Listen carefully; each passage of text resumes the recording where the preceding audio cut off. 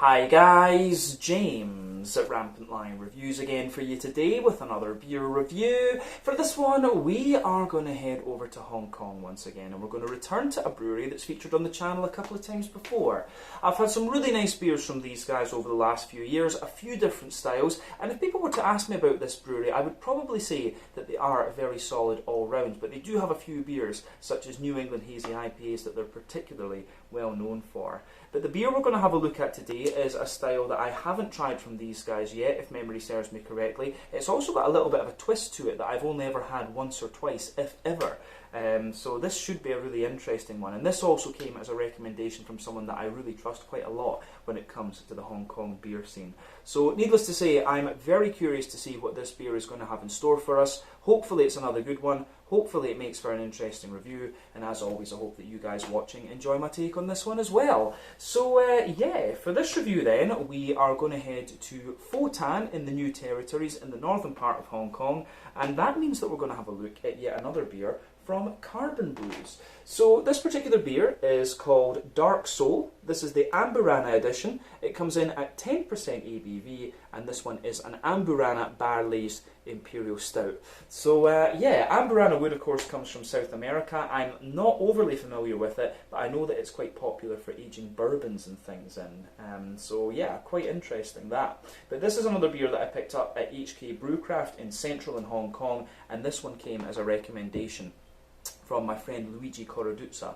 of Luigi Drinks, a bit of a legend of the Hong Kong craft beer scene, so I'll try and remember to put the link to his Instagram page in the video description for you below. But lovely guy, and hopefully he'll feature on the channel again at some point in the future. He was in the video for my visit to, where was it, to Yardley Brothers Brewing Company and their taproom in Central Hong Kong. So check out his Instagram, and I will also put the link down there to HK Brewcraft as well, and you can check out their Facebook page. Great selection of beer, both from Hong Kong and from further afield. So yeah, anyway, definitely curious to see what this beer has in store for us. A 10% Imperial Stout aged in Amburana barrels. Let's crack on and see what it has. So, as always with my reviews then, I'll tell you a little bit about the brewery before we taste the beer. If you want to get straight to the tasting though, just fast forward. All the usual links are in the video description below. That's the brewery website, the link to my other reviews that I've done from Carbon Brews before, and we will hopefully be able to add more to that list in the near future. But there's all the usual social media down there. If you want to see more reviews, do please consider subscribing to the channel. The support you give is massively appreciated,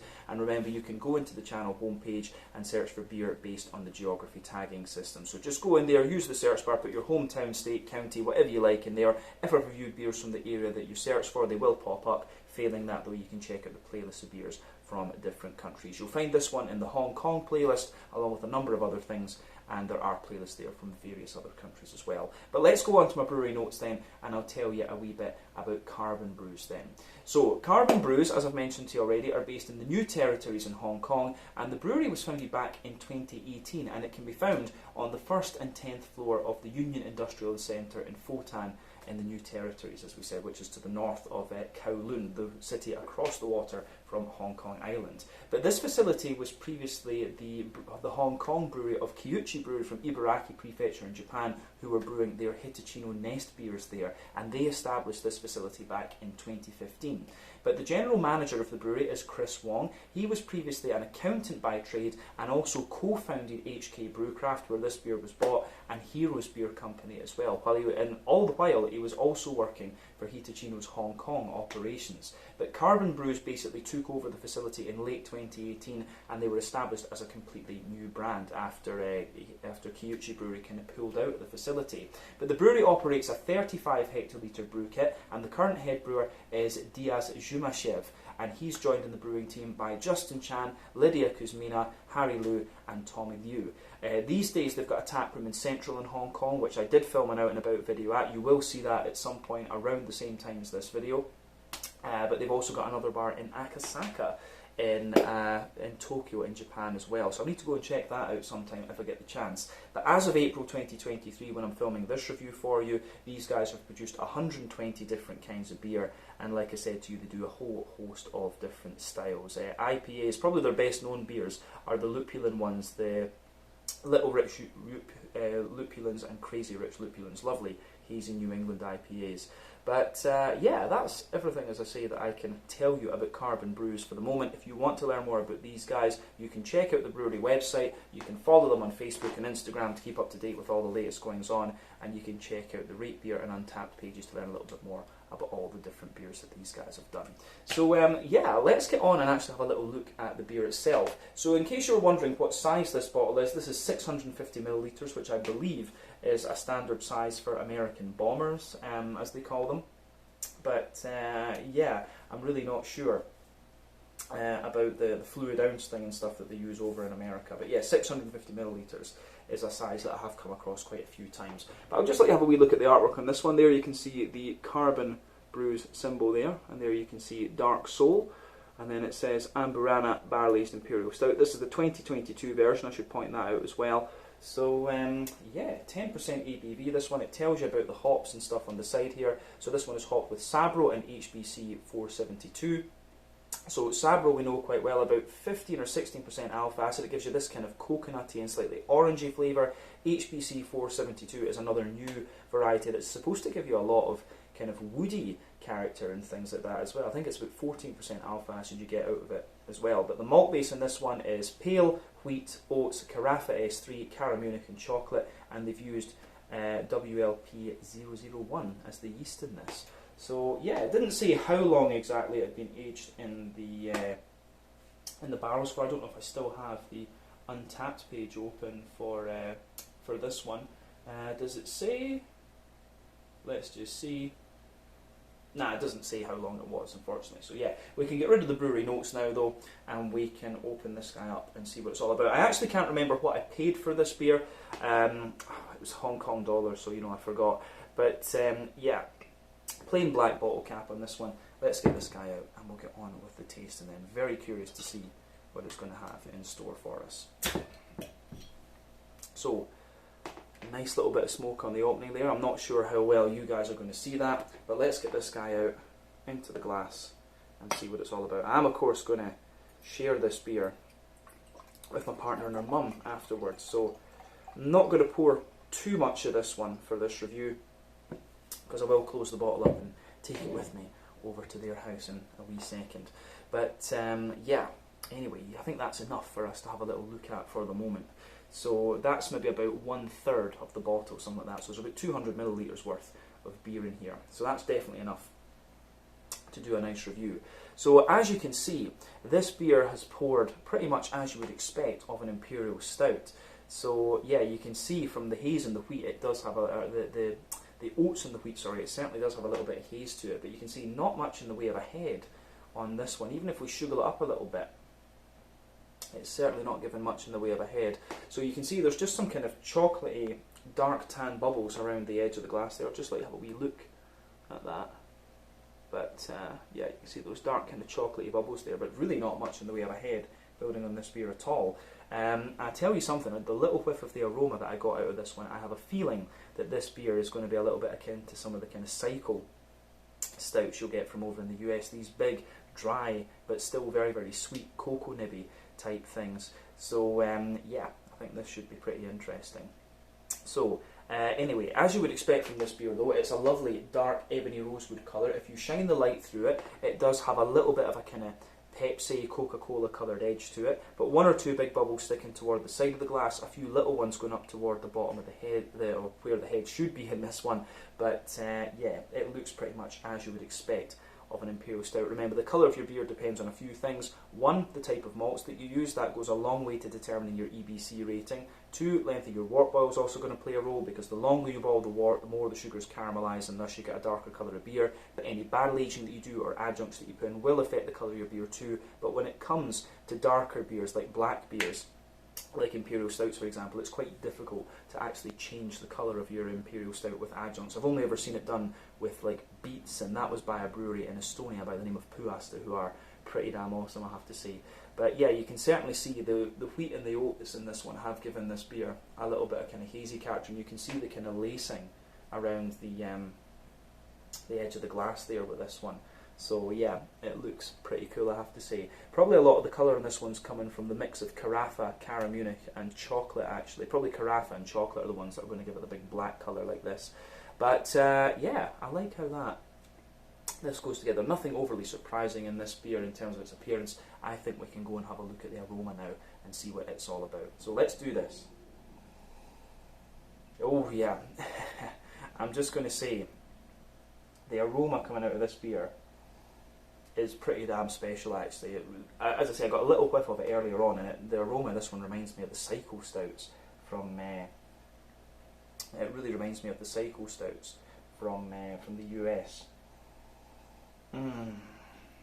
Yeah, lovely stuff. So, beautiful, beautiful character in this beer. First impression of it is it's big and sweet. It's got a lot of woodiness and stuff to it, and you've got this big kind of chocolatey cocoa and everything. Beautiful smelling beer. But let's try and break this down a wee bit and describe it for you more in depth. I really want to get an idea of what the Amburana aroma is like. Yeah, so you can certainly smell the woody backbone to this beer. It really has like this, it's got a lovely kind of dryness to it, but at the same time it's almost like a sweet and quite aromatic wood. Yeah, I'm guessing that they use these barrels for making things like pisco and stuff like that. Because I know this tree, I saw that it was in Peru, and I have had Peruvian pisco before. I'll need to ask my Chilean friend Amanda if she's aware of that, because she's into fermenting stuff. So yeah, Amburana seems to be a really interesting wood. Lovely, as I say, very smooth. Lovely, like very, very smooth character to it, but a little bit sweet at the same time, wee bit of dryness, and as I say, almost kind of slightly aromatic. But above that, of course, you're getting all the kind of lovely beery notes out of this one. So for me,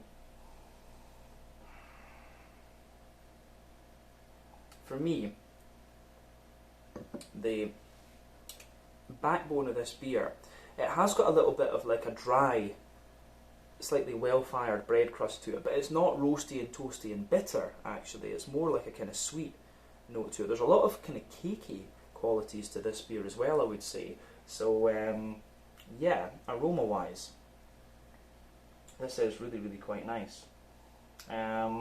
Yeah, so above that, it's almost like a really dry cocoa nibby chocolate mixed in with bread crust. I think that's fair. It's fair to say that that is the backbone of the beer. But above that, you're getting a sort of chocolate sponge cake, thicker chocolate brownie type note out of it. So yeah, really like a chocolate cakey, chocolate brownie type note coming out of this one. So yeah, aroma-wise, I think the way this beer goes, the way this beer goes together is really quite nice, actually. I get a little bit of vanilla out of this one as well. It's certainly got a lot of chocolatey character to it. So like I said, there's a kind of dry cocoa nibby type vibe to the beer, but you've got a little touch of dark chocolate to this one, but it's not madly dark. You know, it's maybe like, say, it's maybe somewhere in the region of like 60% cocoa chocolate, something like that. It's not heavily dark, but it has a little bit of dark character to it. But you're also getting some milky chocolate elements out of this one, like a sort of 30-40% cocoa chocolate. But yeah, it's a beautiful smelling beer, I have to say. I really like how this goes together in that sense. So yeah, good mix of chocolate in there, and it's quite a dry chocolate as well. And above that, you're getting some of the kind of brown sugary notes out of the beer. So for me, there's a little bit of a toasty brown sugar in there, but it's not too toasty and not too dry. I would point that out. There's a wee bit of a leatheriness to it as well, but some big oily, sweet caramelly notes in there for sure. The aroma of this beer really does remind me of the Cycle Stouts that I've had. You know, we sell these at the Bishop's Arms in Gustav Adolfs Torg in Malmö, so we've tried quite a few of them. And yeah, the aroma of this one is very, very similar to those, I would say. But I'm not sure, the thing with this one for me is I'm not sure how much of the kind of cocoa nibby dryness and stuff is coming from the beer, and how much of the kind of dryness you're getting in the aroma comes from the wood. That's the really interesting thing for me about this one. I'm really glad I picked this up. I think I just wanted a nice big Imperial Stout when I bought this beer and didn't realise that it was going to be something as quirky as it is. But yeah, aroma-wise, this is absolutely lovely. Yeah, so within the brown sugars, there's a little bit of toasty character in there, a wee bit of leatheriness, as I kind of pointed out, but you can smell there is a big oily, sweet, caramelly quality to this one, and I really, really like how that goes together. Yeah, it's a beautiful aroma, this beer, I have to say. One or two little nutty elements coming out of it, the more that you smell of it too, but great stuff. Let's have a wee look at the hoppy character and the fruity side of things, just to kind of round off the aroma so we can taste this. I'm very curious now. But yeah, on the hoppy side of things, for me, this beer is it's kind of typical of what you'd expect of an Imperial Stout. There's not too much in the way of a hoppy character. Imperial Stouts are not the most hop-forward kinds of beer, but yeah, you've got a little bit of earthiness in there, you've got a wee touch of herbal character, a little bit of floral note and a bit of grassiness. As we say though, not the most hop-forward of beer style, and it's been barrel-aged as well, so yeah, that's that. So yeah, quite interesting, this one, I have to say. Aroma-wise, it's absolutely lovely. So yeah, on the fruity side of things then, let's do that just to round off. For me, the fruity side of the beer, it's got quite a lot of like dry prune to it. Yeah, I think prune. I don't know if I'd really say plums. We'll probably get plums in the flavour out of this, I would think. But with the dryness that you have in this beer, it smells more like dried fruit you're getting out of it. So yeah, for me, a lot of prune, a good little bit of a figgy character as well, a little bit of a raisiny note to it, maybe a little touch of an oily pear or sultana or something. But yeah, blackcurrant, fig and prune for me are the main components coming out of the aroma here. But the more you smell of it, in fairness, you do get a little touch of like a blackberry kind of quality. It does give you a wee bit of juiciness. So yeah, when you sugar this beer up, you get lots of you do get a little bit of the raisiny sharpness and plum and stuff like that, but when you let it settle, you get more of the kind of drier characters of the beer.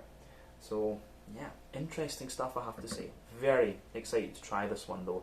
So yeah, as I always say, take a wee bit of time to enjoy the aroma of the beer before you get stuck into it, but I think it's about time that we taste this one and see what it's all about. So yeah, this is the Dark Soul Amburana edition, Amburana 2022 edition, I should say to be precise, from Carbon Brews in Photan, the New Territories in Hong Kong. 10% Imperial Stout aged in Amburana barrels. This is going to be pretty awesome. So, Slàinte, Skål, cheers, Gambé.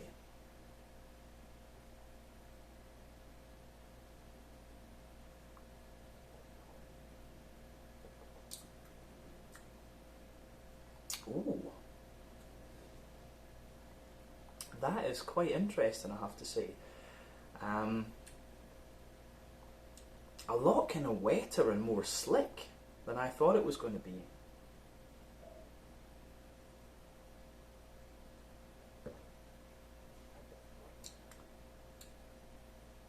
Yeah.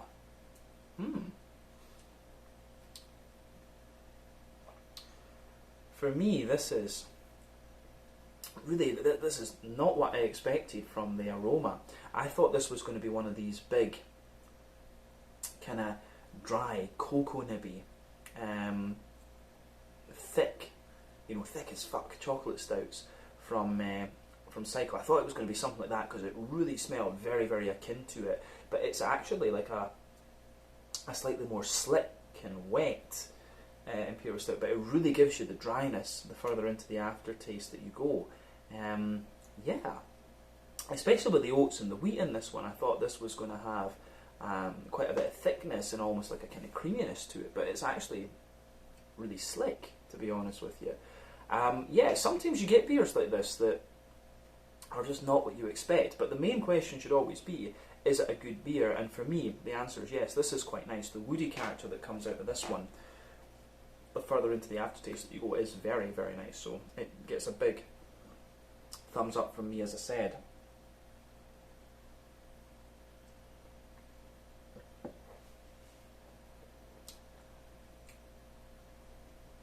Yeah, the complexity in this beer really does show up the further into the aftertaste that you go.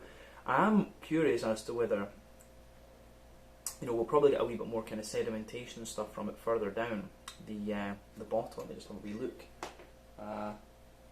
It seems to be fairly consistent, to be honest with you. But yeah, as I say, I'm just surprised there's not a little bit more kind of breadiness and kind of dryness and cocoa nibby type characters of this one. But as I say, still a very nice beer. Let's break it down though and describe the flavour for you in a bit more depth, as we always do. So we'll take the middle third of your palate then. So the backbone of this beer is absolutely the Amburana wood. And for me, it's really interesting. Like, it's quite describing the flavour of wood's a bit of an unusual thing for me. But for me, you can feel that the wood is it does have a little bit of smoothness to it. Further back on that middle third of your palate, you get a little bit more dryness. And as I've always said, for me, drier, more bitter flavours come out further back on the palate. The sweeter and more oily flavours come out further forward.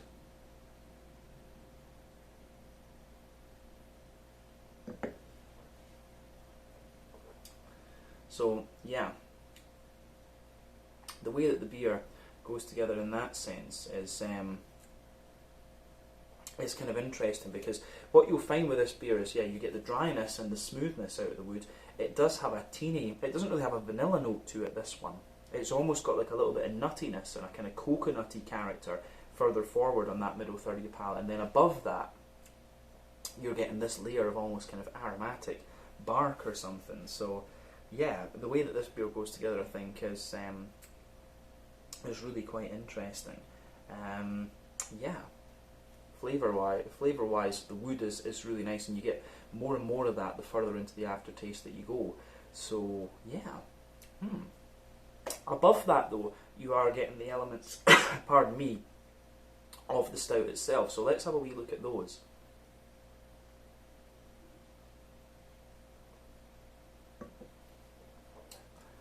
So yeah, for me,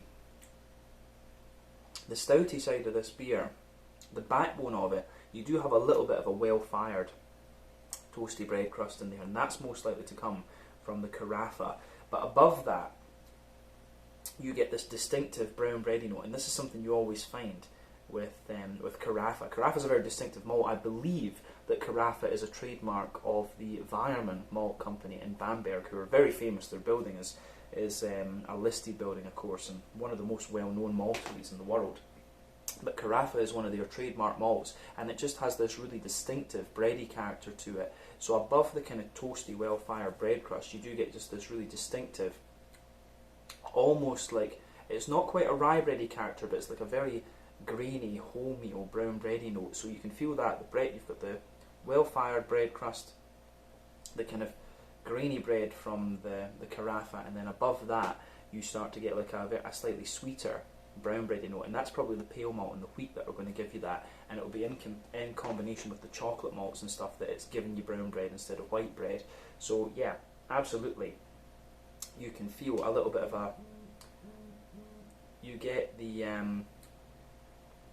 how do you say, you absolutely get a good little bit of, you get the kind of rye bready character, a wholemeal brown bread, then there's maybe a little touch of white bread in there. You can feel the wheat just thickening the beer out.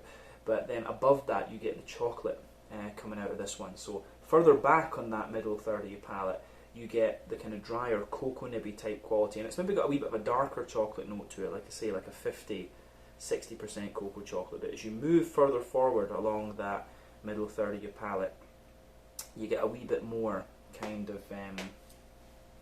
you do get a wee bit more kind of a milky chocolate. There's a wee bit of vanilla in there, a wee bit of a milky chocolate, as I said, and yeah, I think the way that goes together is really, really quite nice. So yeah, it's good. It's the way that goes together. The chocolate side of things is nice, and you do get more and more of that chocolatey dryness out of this beer the further into the aftertaste that you go. So yeah.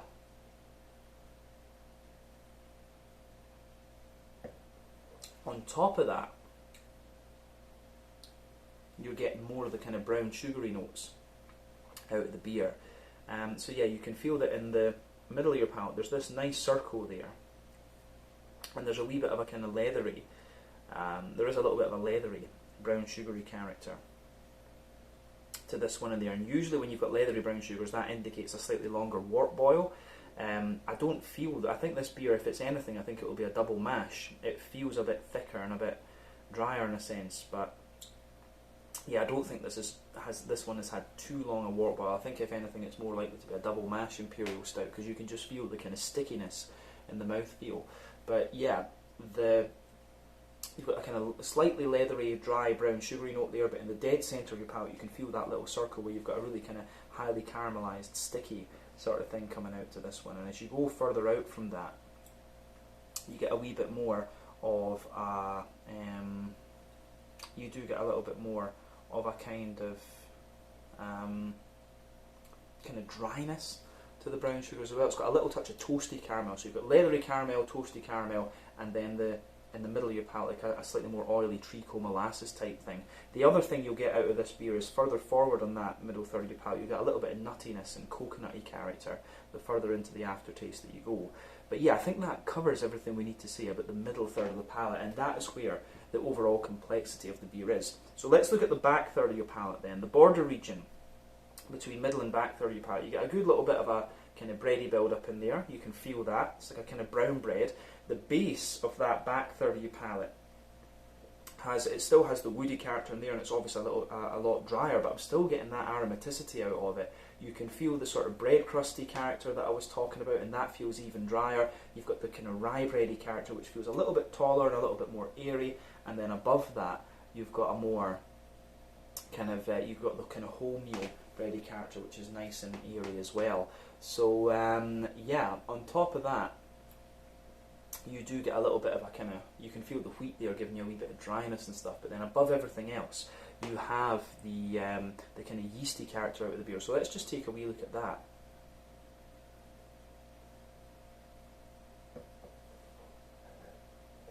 So yeah, the kind of yeasty side of the beer for me, it's like the more toasty and dark brown farmhousey bread. There's a little bit of honeycomb in there. I always get honeycomb from the yeasty side of things for me, but yeah, quite a bit of woody and dry character to it, and definitely on the back third of the palate you can feel the flavour is taller, and then as you move further forward into the middle third of your palate, it just kind of condenses down and squashes together that wee bit more. So yeah, really like how that goes together.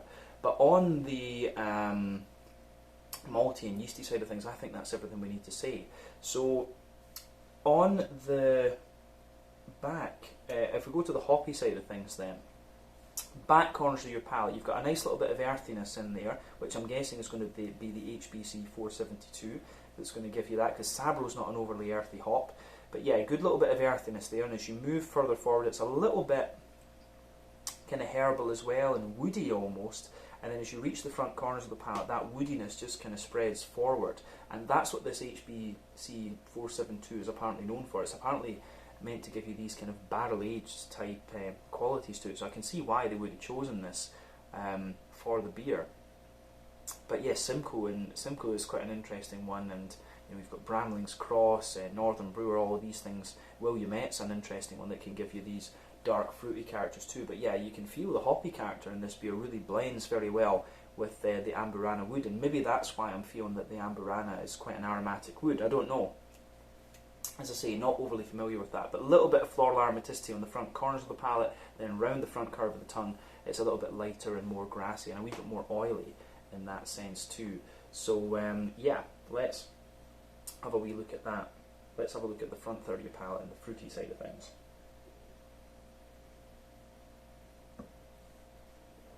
Yeah, so the base of that front third of your palate, you've got a little bit, you've still got the woody character in there, a bit more of the bread crust and the smooth brown bread, and then the border region between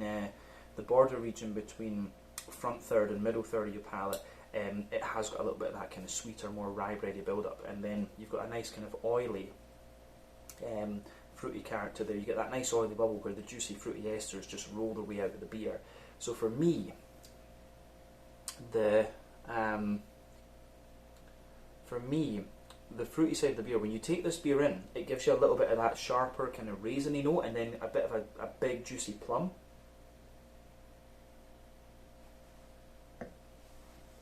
But then underneath that, you do start to get a little bit of a more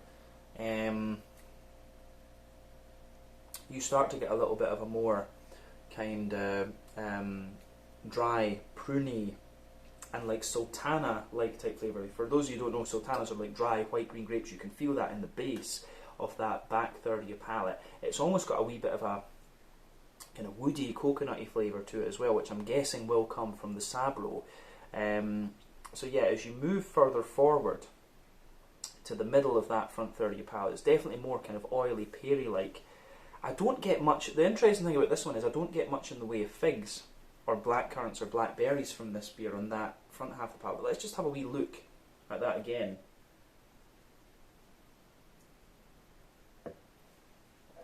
Yeah, like when you take the beer in, you get a lot of red fruity character. You get a sharper blackberry and a kind of sharper raisin. But then the further you go into the aftertaste with this one, it kind of gives you more of a sultana, peary type quality. But when you first take the liquid in, you can feel on the very kind of front half of the front third of your tongue, it's the tip of your tongue, there's a little bit of figgy character. There is a little touch of figgy character there, a little bit of blackcurrant, and then above that you've got the more oily blackberry. But really this beer gives you more of a kind of peary, sultana type vibe, to be honest with you. So that's quite interesting. I think that's probably the combination of the Sabro and the 472 in this one. It maybe needs another hop added into it that gives you just a wee touch more red fruity character to round the beer out a wee bit more. Because this one, for me, this is a really quite dry Imperial Stout. It's still nice and it's still interesting to try, but I think it just needs a little bit more red fruit to it, in fairness. But that's just me. You guys might disagree on that. I do actually get a little touch of a kind of orangey, like a dry orange peel kind of flavour on the front tip of the tongue too, and that's most likely to come from the Sabro. But yeah, this beer gives you a good little bit of complexity in the aftertaste. I think that's most definitely fair to say. But yeah, I think we can. That is everything we really need to say about the flavour of this beer, to be honest with you. So let's round off with a wee quick look at the mouthfeel.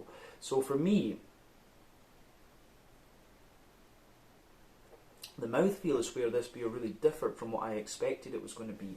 It's kind of bottom end of full bodied for me, top end of mid bodied. The carbonation is very smooth in this one. It's kind of oily and slick, which I really did not expect from the aroma. I thought this was going to be one of these big, dry, cocoa nibby, but still very, very sweet stouts, such as Psycho Brewing, to be honest. That's what the aroma really gave me the impression that it was going to be. So yeah, that was a bit of a surprise. It tells you on the bottle that this one is 60 IBUs. I have to admit, I don't know if I really wouldn't have got that with this one. IBU count is obviously one of my weakest points of beer reviewing. I say that in so many videos. But for me, this beer, I don't find it overly bitter. I actually find it more dry than anything else. So I'm not sure whether you can count, technically speaking, you can count dryness as bitterness.